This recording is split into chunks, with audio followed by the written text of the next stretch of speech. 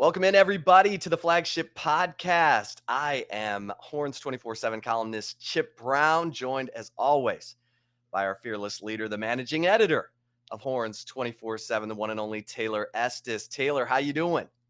Chip, I'm doing well, ready to talk some Big 12 football with you today on the Flagship Podcast. How are you doing today? I'm doing great. I'm right there with you. We are headed into Big 12 play this week. Texas taking on Texas Tech at 11 a.m. And today we learned Texas might have three straight 11 a.m. kickoffs, Taylor.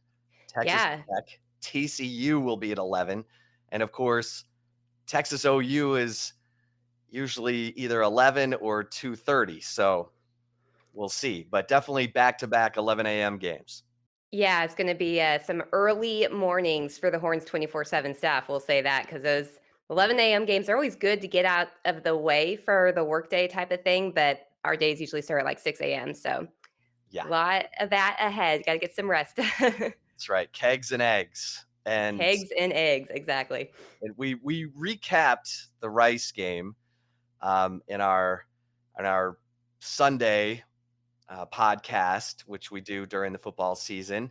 And of course, we're recording today on Monday to give you a little something to listen to on your drive home. And so we've heard from Steve Sarkisian and his assessment of the 58-0 beatdown of Rice, Taylor. And, the thing that stood out, I think, is his talk about Casey Thompson, the quarterback play, and he said that Casey will definitely be the starter against Texas Tech, and that he hopes to get Hudson Card into the game.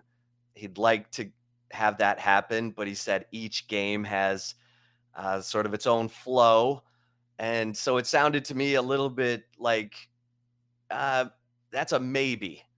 Right. Last week it was, "We'll get Hudson into the game."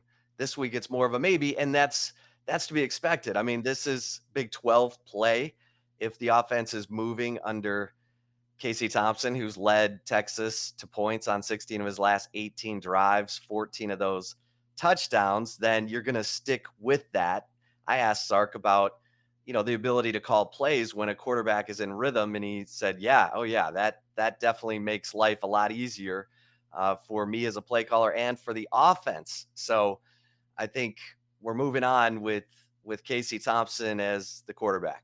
Yeah, that was the first time that Steve Sarkisian has just said maybe, with either one of them. Even when Hudson Card was the starter, he always left the door kind of open. But Chip, I think that this is something that needs to happen. I mean, while obviously non-conference games matter, the games that matter most are the ones that you play in conference. And I think that having the back and forth, or even the talk of potentially having a back and forth, I feel like doesn't really do anybody any good at this point. Now that the first three games are over with, you've seen what both have to offer, and it's been clear that Casey has been the more efficient quarterback when he's been in games, and that's continued since the Alamo Bowl against Colorado. So I mean, I think that this is probably a good thing though too for Hudson Card. We were talking after Sarkisian, last year Hudson Card's redshirt freshman year really was not a true redshirt freshman year. I mean, he enrolled early, didn't have spring ball, didn't have a normal summer, didn't have normal fall camp, and didn't have a normal season. So, I think it's probably better that he sits on the bench and kind of watches Casey Thompson and learns from him, because Casey Thompson has done that for the last 3 years behind Sam Ellinger, and it's paid off. And we talked to Casey Thompson today, and he talked about that and how much he learned from just watching Sam Ellinger kind of go through the motions. So I think that this is a good call right now, especially if the offense is moving as well as it is under Casey Thompson. Yeah, and you listen to the players. The players always know, and in talking to Bijan Robinson, DeMarvion Overshawn after the game, and even talking to players today, they sense Casey Thompson's experience, and that's something that DeMarvion Overshawn talked about, said, "Hey, you can feel his experience. I came in with the guy. I've seen him for 3 years as a backup. I know how hard he works." And Xavier Worthy saying that he doesn't get ruffled. He doesn't get phased by things that happen, including the interception that Casey Thompson threw against Rice, where he got hit as he was throwing. Thompson, Xavier Worthy called it a next play mentality, and then Casey comes back and leads them to touchdowns on his next 5 drives. So that's that's what you want to hear from the players. The players need to have confidence. Also, DeMarvion Overshawn mentioned that he's on punt team, and he knew Casey was killing it because they never had to punt against Rice. And he's like, if I don't have to go out on punt, I'm happy. I'm slapping Yeah. those guys on the butt, saying great job. So, um, there's just seems to be a lot of confidence right now among the players in Casey Thompson. And if there's a takeaway from the Rice game, that's it to me. I mean, obviously the running game was fantastic. A ton of guys got to play. They, were playing without Jahdae Barron, who we learned today was the one who tipped off BJ Foster um, on the interception that he had against Arkansas. He said, "Hey, sit down in this zone. They're going to throw the glance," and they did. And Jahdae Barron out for a few weeks with a knee injury. Impressive little nugget there, but that to me was the takeaway from the Rice game. You found your quarterback, and now here comes Texas Tech, and you better have your quarterback, and you better be in that mode of week to week improvement on offense, defense, and special teams. It needs to start now, Taylor, because then comes TCU, then comes OU, then comes Oklahoma State. Yeah, the gauntlet of the schedule is upon Texas right now. And, you're going to learn a lot about the Longhorns over the next few weeks, but I still don't even think that you can really count out even Texas Tech. I mean, this is a program where Matt Yet Wells is, I believe, in his third year there. They haven't really, performed probably up to the standard that many Texas Tech fans would have liked in his first 2 seasons. But, they're 3-0 right now going into this game, and they have their transfer quarterback Tyler Shough, who is playing pretty well. I mean, he's the third ranked quarterback in the Big 12 right now, averaging I think 270 yards per game passing. So that's going to be a challenge in itself too. And I think that Texas really definitely cannot get into a position where they may be looking ahead at the gauntlet and not looking at the Red Raiders, because this is a different Red Raider team. And Steve Sarkisian talked a little bit about that. When you hear Texas Tech football, you think of the air raid, you think of the Mike Leach type of offenses, but Texas Tech has a really solid running game this year too. So they have the opportunity to beat you both ways. And I'm very intrigued to kind of see how this season goes. So I think the pressure is on Matt Wells a little bit in year 3, leading the charge there, but they're doing things differently and it's working early on. So this, Texas can't be overlooking this upcoming game either. Right. And it's actually pronounced Tyler Shuck. I don't know how you get Oh, that shuck. from the way he spells his name, which he spells it like dough, Ough, but it's actually pronounced Tyler Shuck. And he obviously is the Oregon transfer, and Steve Sarkisian talked about, he's a big kid. He's 6'5", he's 225, and he's got experience. He's played in big, meaningful games at Oregon. And so, he's got a big arm. He's finding their number one receiver, Eric Azukanma, who leads the Big 12 in receiving yards and is averaging almost 22 yards per catch. This guy had 7 catches for 91 yards and a touchdown against Texas last year. They know about Eric Azukanma, who was preseason All Big 12 and a guy you totally have to game plan for. I'm right there with you, Taylor. I mean, this is kind of the perfect like lull you to sleep opener in the Big 12. It kind of was last year, and Texas almost went to sleep. Uh, Yeah. Down 15 with 3:13 left. They needed minor miracles to come back in that game. They got them, including that onside kick recovery. Sam Ellinger was like, 7 of 8 passing in the final 3 minutes of that game. But this Texas Tech team has, they were down at halftime to Houston, but then Houston's quarterback threw 3 interceptions in the second half, including a pick six. Tech comes back, wins that game. They were down to Stephen F. Austin, uh, Mhm. in the first half and needed a fourth down and goal, pass breakup into the end zone on the last play to win 28-22 against Stephen F. Austin.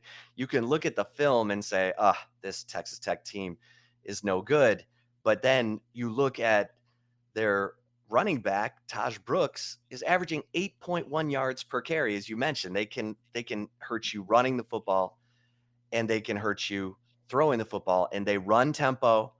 The last time Texas saw tempo was against Arkansas in the second half, and they got mashed. Now they were Mhm. gassed because the offense wasn't doing anything in the first half of that game. But my point is, Texas Tech is a better than you think football team who's pretty good against the run. They got good linebackers. They're good on the defensive line, and then on offense, they got playmakers. They got a quarterback with experience. They got two good running backs in addition, to Eric Ezukanma. So, you know, this will be a great test of where this football team is going into that gauntlet that you were just talking about. Yeah, and I think that you also have to consider the emotional aspect of this game. I mean, as you mentioned, Texas Tech was down to or was leading Texas, excuse me, by 15 with 3 minutes left in that game last year, and then Texas ends up winning it in overtime. That had to sting a little bit. And this is there. I know that the quarterback wasn't on the team last year, but still, these are a lot of the same returners that Texas Tech had last year. You have to expect them to come to Austin breathing fire, right? Yeah, absolutely. I mean, and this is the beginning of the SEC vitriol, right? That the Big 12 teams who are getting left behind. Now, they're always up for Texas, and Texas Tech always seems to be up for Texas. I mean, it doesn't seem to matter if they're starter. I remember the year that Alan Bowman was out injured and the backup quarterback came in and put up Heisman like numbers and almost beat Texas and Lubbock. Now, the game's in Austin. That matters in this rivalry, as we know. Mhm. 2008. And so, it matters, but Texas Tech is going to be, amped. It's going to be a different Texas Tech football team than what we've seen that, was trailing Houston in the first half and trailing Stephen F. Austin in the first half. Last week, they pounded Florida International. Florida International, um, you know, probably a lot like what people are saying about Rice Mhm. this week. So, but my point is, Texas Tech they're good on special teams too, Taylor. I mean, they've got Austin McNamara, who's like second in the league in punting. He's got a better average than Cameron Dicker, and their field goal kicker, he's 3 of 3 on the season with a long of 34. But they've got guys who can hurt you in the return game, and this gonna be a good test for Texas. Yeah, it is. And this is going to be a good test too for Casey Thompson and, the offense. I mean, obviously, when you hear Texas Tech, you don't think of outstanding defense or anything, but it's a conference opponent. This is his first start against a conference opponent. This is his first, really, honestly, playing time for the most part against a conference opponent. I know he's gotten into a few games, but still, he's never been the guy. And this will be, a challenge in itself. I think Texas Tech has been pretty good in holding, stopping a lot of opponents' running game. And you saw against Rice, Texas put up what was it, 427 yards rushing. So that's a huge strength to the Texas team, obviously, and they're going to be going up to a defense that's done a decent job at least in kind of containing and slowing down the opponent's run games for the first 3 games of the season. Yeah, yeah. I'm excited about this one. I think um, Texas gets a chance to show what they're all about because they have not faced. I mean, I say that Traylon Burks at Arkansas is legit and but he wasn't as productive because of the quarterback KJ Jefferson, who's not as skilled of a passer as Tyler Shough, who completed 65% of his passes last year at Oregon and helped lead Oregon to that Pac-12 championship last year. Mhm.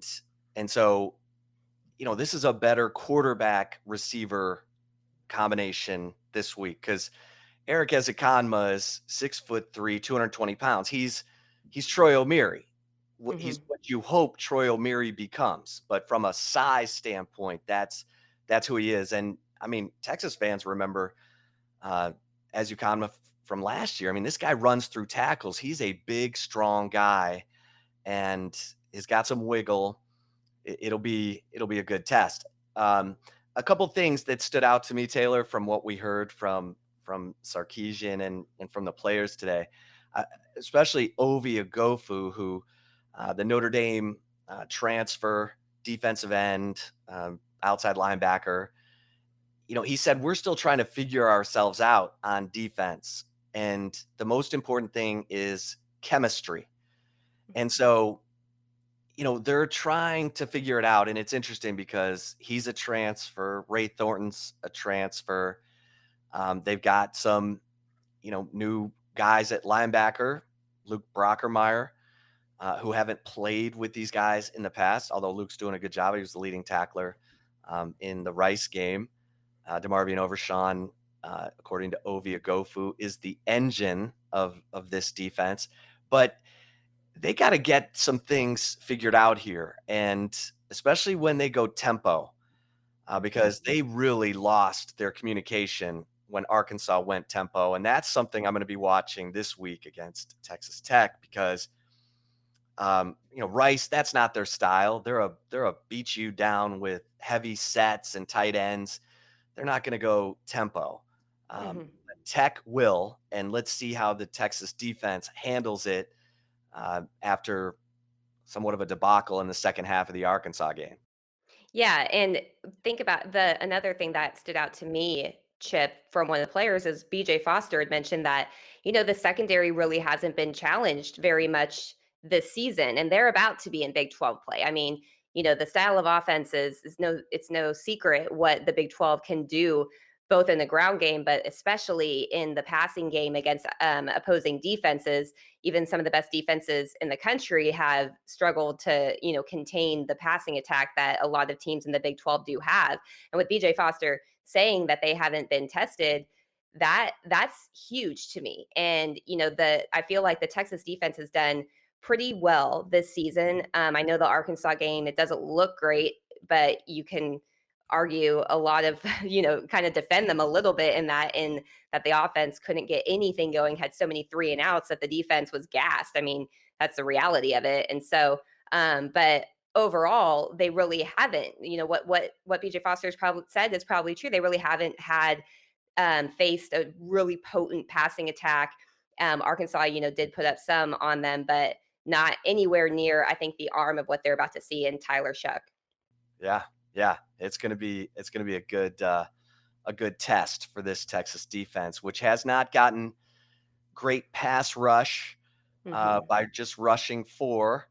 They ended up with sacks against Rice, one from DJ Harris late in the game, one from Ovi Agofu, but they haven't been able to consistently rush the passer early in games, and that's something that's got to evolve. It's got to develop because that's something we expected from this Texas defense with the kind of talent that they have up front. Hmm. Alfred Collins, who was so good in the first quarter of the bowl game last year, hasn't been a factor at all yet this season, and that's a little bit of a disappointment for me because he's such a physical talent, and you want to keep nurturing that. You want to keep building that. You want to see him develop, and so they gotta develop that pass rush, and it's even harder against a tempo team to get there when they're getting the ball out so quickly. So Yeah, and Sarkisian did talk about that today. He talked about that the pass rush, he feels that it's been okay. He thought that it was best week one against Louisiana. And then he said that it was pretty much, I don't know if he said this exactly, but I think he said it's borderline was non existent against Arkansas. And then he said against Rice, that when the opportunities did present themselves, that he thought it was good, but there weren't a ton of opportunities because they were, handing it off a lot quicker against Texas defense last in the Saturday's 58 to nothing win over Rice. So that's going to be huge. And that's especially against these Big 12 type of offenses that can just absolutely torch you in the passing game with the skill players that they have at receivers and what the quarterbacks that this league have and what the play callers, offensive play callers in this league can do. I mean, you can't overlook how badly you can get gashed either with the run game or the passing game in the Big 12, and that's getting after the quarterback is so crucial, especially now. And that's something that Bo Davis and Pete Kwiatkowski has got to get that defensive line ready to go, and not allow the quarterback to have much time in the pocket, because if that happens, the style of quarterbacks and the talent of quarterbacks in this league can really be a detriment to the defense's success. Yeah, and one more thing on BJ Foster before we get to love it or leave it. BJ Foster, has matured. He told us today, and he's had his issues, and last year was really frustrated because he just didn't have a great relationship with Chris Ash, the defensive coordinator, who also coached safeties, and BJ walked off the field in the UTEP game, the opener of last season, when some backups went in ahead of him in garbage time, and he just felt so frustrated. But he's also played hurt with an injured shoulder. He's healthy now. He says he's more mature, and he feels like the veteran back there, the general, he said, Mhm. helping to orchestrate everything. And of course, he had the interception against Arkansas, which I mentioned. He gives credit to Jade Barron, the young corner, for telling him, hey, they're about to throw this glance, sit down in this zone. And he did and pulled it off. And that led to Texas's first touchdown of that Arkansas game in the third quarter. But it's good to see BJ Foster contributing again and being, a mature guy. He says he's planning to play in the NFL, even if he's trying to talk it into existence. So we'll watch how the senior progresses. Yeah, and I just wish he would start wrapping up better when he tackles. He still does the shoulder tackle, and yeah, that gets me. Like, I mean, he brings it. Like when He does, yeah. he hits you with that shoulder, you go backwards. But if, as we saw from Eric Ezukanma last year against Texas Tech, if it's an open field situation and he throws the shoulder, it can look bad. And Eric Yeah. Ezukanma made him look real bad last year. So that's another thing to watch, Taylor. Yes, no doubt. All right, you ready for some love it or leave it? I am, Chip. Before we get to love it or leave it, we are going to take a quick break, but you definitely want to stick around as we continue our football talk as Texas prepares to take on Texas Tech. So stay tuned. We will be right back. And if you're watching us on the 24/7 Sports YouTube channel, we will continue rolling on here. So, Chip, you ready for some love it or leave it? Let's go. All right, Chip, my first love it or leave it for you is love it or leave it. We learned very little about Texas in a 58 to nothing win over Rice that can be taken forward as the Longhorns begin Big 12 play. Um, I'm gonna leave this because I feel like Casey Thompson answered the call in his first start. I get it, it's Rice, but the efficiency, and that's what I wrote after the game at Horns 24/7. The efficiency with which he operated the offense, leading, touchdown drives on six of his first or seven of eight, and then converting third and 17, fourth and 3 with a pass to Xavier Worthy, and he told Bijan Robinson that he was going to score right before his inside zone run play that went for 62 yards because of the way the defense was set up, and Casey knew from film study that this play was going to work. And so I feel like all of that was huge for this football team because they needed to know who their quarterback was going to be, who they could count on, build around, and I feel like they got that out of this this Rice game. Now, I get it. It's a whole new level against Texas Tech and going forward, but that was an important first step to get that position ironed out. Bijan Robinson, to me, said it best. It starts at quarterback, and we just need to roll with Casey and move forward. He said that after the game, and I think that is on point, says it all. So I'm going to leave this, Taylor. What about you? I think I'm gonna have to leave it too, Chip. I think that while, let's not say that Rice is gonna, blow the world away or blow away a lot of people. I don't think that's the case. But I do think that you did learn, as you mentioned, Casey Thompson as the starter is just as capable of being as, productive for the offense and moving the offense as the guy. A lot of times, one of the knocks that a lot of people have had on Casey is that when he has and it's been in garbage time or the game's been put away or even against Arkansas, there was no way Texas was going to come back in that game, so the pressure was kind of off. And I think that what you saw is that's not the case. It's not that he's only good just because he's coming off the bench when it doesn't matter. He can be efficient throughout the game. And then I think the other thing too that you did learn is that the running back room is not just a, one guy room. That there was, talent with Bijan Robinson and Roshan Johnson, but seeing Keelan Robinson just his, as Steve Sarkisian said, his fifth gear, you saw it on his touchdown run. That's something that I think you learn that this running back room can really, really be something special, and it could be something special down the stretch in the future. I mean, these are young players that are doing this. I mean, Keelan Robinson alone, he's a sophomore, So I think that you definitely did learn a lot, and I think you did learn that the Texas defense was able to bounce back. That loss to Arkansas was hard on the defense. I mean, let's be real. They did everything they possibly could to keep Texas in that game, and it didn't pay off. And that a lot of times you wonder if that's gonna get in players' heads, be like, "Oh, here we go.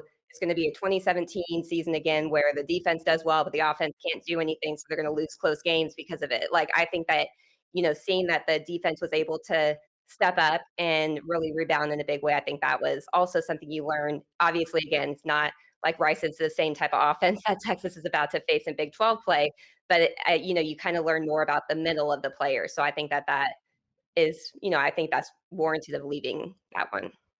Yeah. All right. Love it or leave it. Number two. All right, number 2 is love it or leave it. You're concerned that last year's leading receiver, Joshua Moore, has been targeted just 4 times the past 2 games and only has 1 reception.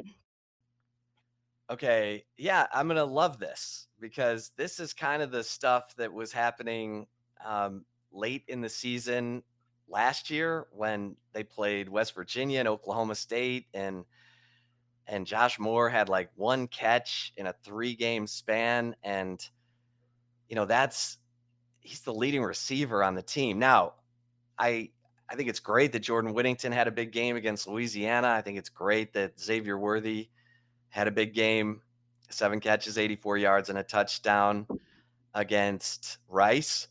And Xavier Worthy and Casey Thompson both talked about their film study during the week and how Worthy said, "Throw it to me on the 4th and 3 on their very first drive." It was an option route, and he hit Worthy, and Worthy turned it into a 31-yard catch and run, and then hit him with the back shoulder fade on the touchdown, something that Casey said they had not run in practice, but had worked on their own uh, in extra reps after practice, and saw might be available in during their film study. Um, but we got to get Josh Moore going, right? I mean, the leading receiver from last year. And maybe that comes with the game plan. It was clear they wanted to get Xavier Worthy more touches. They were running those jet sweep flip passes to him 3 times, I believe, and that's an easy way to get a guy who's good in space the ball. So I know they've tried to hit Josh Moore on some deep routes, and it didn't work.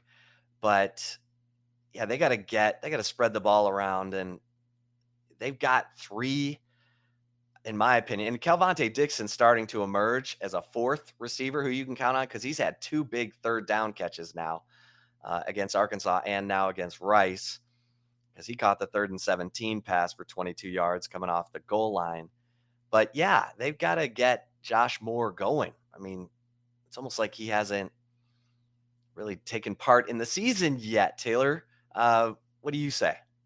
Yeah, I think that you have to kinda love that a little bit. It should be a little bit, I don't wanna say alarming, because I think that that's overcooking it at this point because, especially against Arkansas, nothing was going for the offense, for the majority of that game.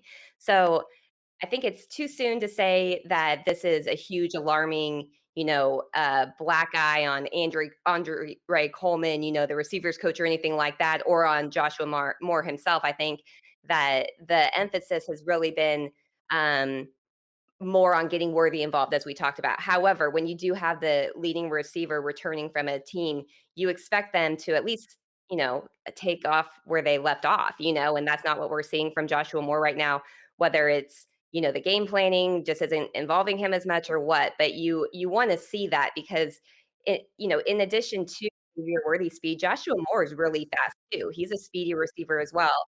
They're different receivers, obviously, but I think that the speed can really help Texas offensively, especially in the Big 12. I mean, these defenses are used to going up against fast teams. And so Texas needs to have the speed going. They need to be tricky, I think, when going up against Big 12 defenses and utilize the talent that Texas has signed in recruiting classes to their advantage. And we haven't really seen that a lot of times in previous years at Texas, but I think that you do have to have a little bit of a concern right now for Joshua Moore. So I'm going to also agree and love that one. Well, I do know who was the receiver recruit, Brennan Thompson, who was there Mhm. for the Rice game. He should have been impressed with the stuff they were running for Xavier Worthy. I know that. Oh, yeah, for sure.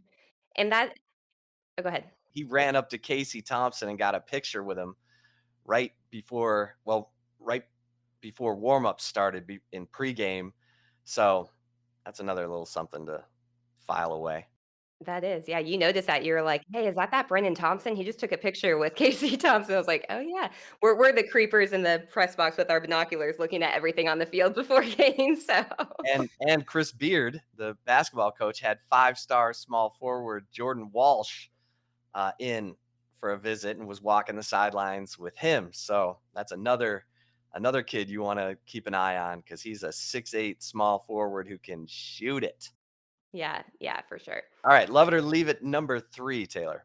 Alright, the final one I have for you is love it or leave it. The line for the Longhorns and Red Raiders game opened at Texas by 11.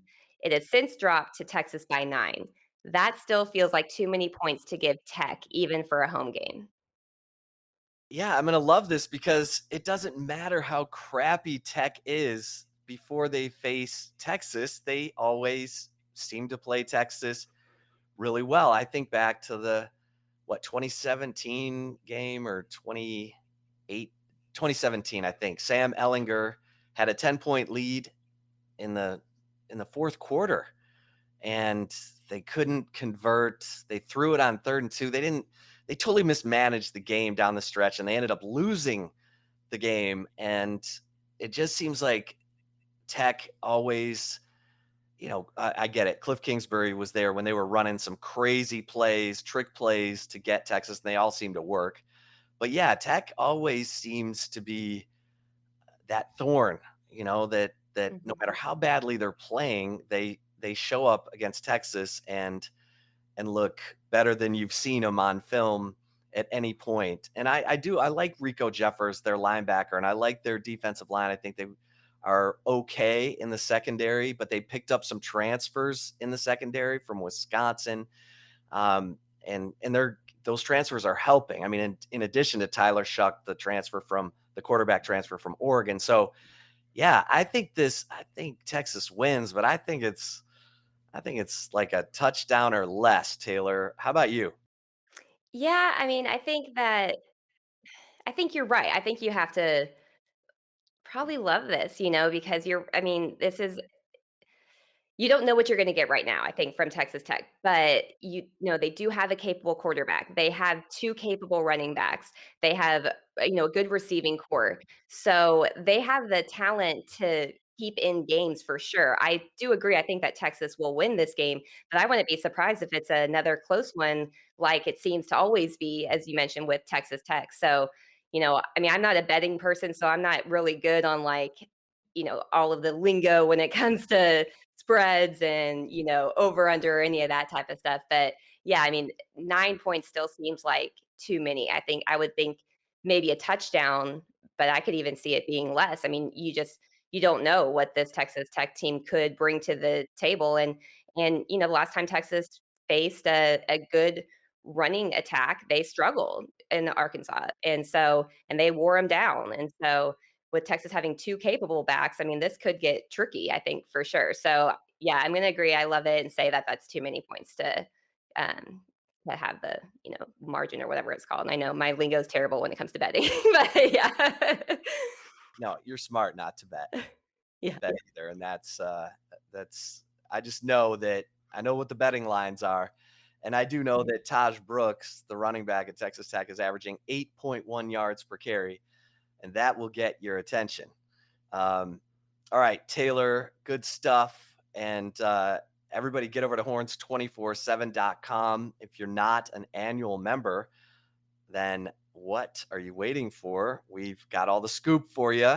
The Insider comes out on Thursday mornings, and the Morning Brew, and I mean Mike Roach and Nick Harris getting you all the recruiting scoop. Jeff Taylor and myself getting you all the team news, and then if you're an annual member, you get all VIP access to every team site on the 24/7 Sports Network. And don't forget to also subscribe to the Horns 24/7 YouTube channel. Taylor tells me if we get to 5,000 subscribers on the Horns 24/7 YouTube channel, you and I are shotgunning beers at the State Fair of Texas on video for the Horns 24/7 YouTube channel.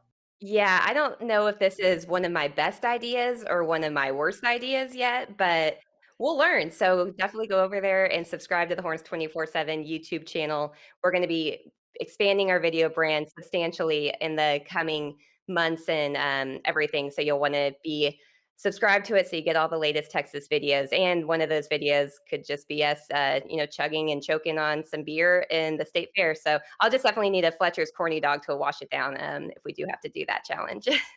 I'm just glad we're going back to what we hope is a normal State Fair of Texas, because that is the Yes. greatest game day atmosphere in sports.